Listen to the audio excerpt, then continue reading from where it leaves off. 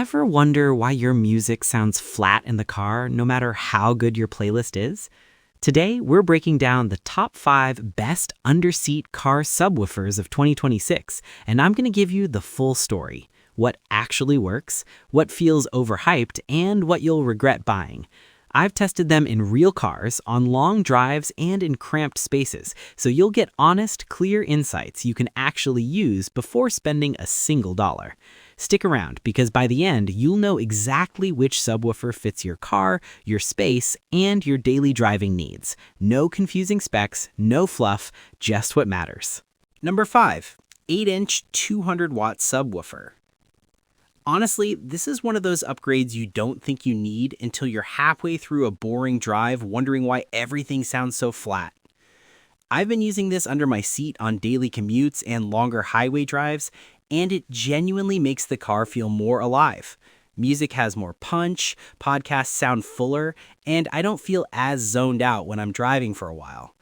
What I really liked is how little space it takes up. You forget it's even there once it's installed. That said, don't expect earth-shaking bass.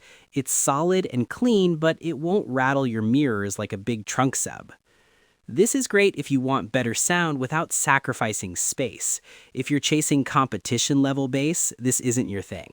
Number 4, Hcalory 10-inch Slim.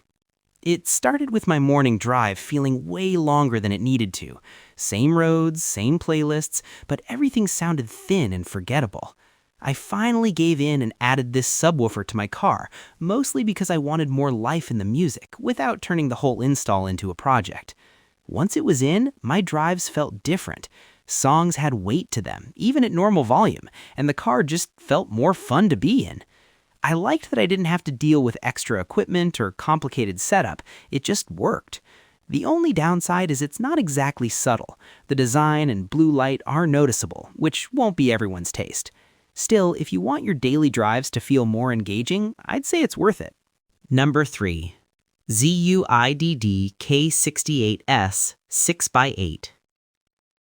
Ever get in your car, turn on your favorite song, and feel like something's just missing? That's how my daily drives felt before I added this small underseat subwoofer. I didn't want anything flashy or something that took over my trunk. I just wanted the music to feel fuller. Once it was installed, the difference showed up in everyday moments. Longer commutes felt less dull. Bass lines had weight, and even low-volume listening sounded more complete. The best part is how invisible it is. It sits under the seat and doesn't change how I use my car at all. The trade-off is that it won't shake the car. If you want chest-thumping bass, this isn't that. But if you want a clean, simple upgrade that makes daily driving more enjoyable, it's a solid choice. Bass chasers should look elsewhere. Number 2. ZUIDID K805 APER 8-inch. I'm convinced underseat subwoofers only work if they're done right, and this one mostly is.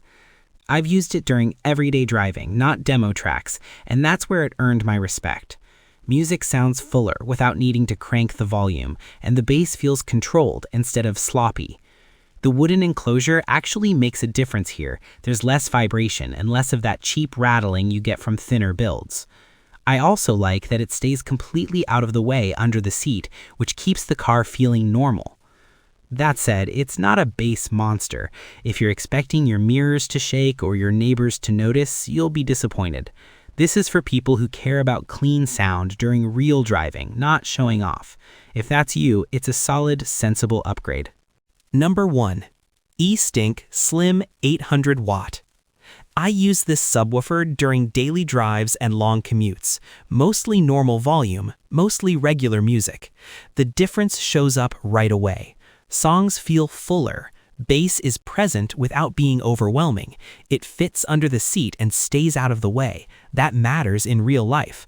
I don't lose storage space. I don't think about it once it's installed. The biggest strength is control. The wired remote lets me adjust bass depending on the music or mood. It's practical, not flashy. The weakness is depth. It hits clean mid-bass, but it won't reach the lowest notes the way a large trunk sub does. This is for drivers who want better sound without changing their car. It's not for people chasing extreme bass or visual impact. that's it for today's rundown. If you want to dig a little deeper, I've dropped some links in the description so you can check specs, reviews, or see how they'd fit in your car. No rush, just use them if it helps you decide. Thanks for watching, and hopefully your next drive sounds a lot better. Catch you in the next one.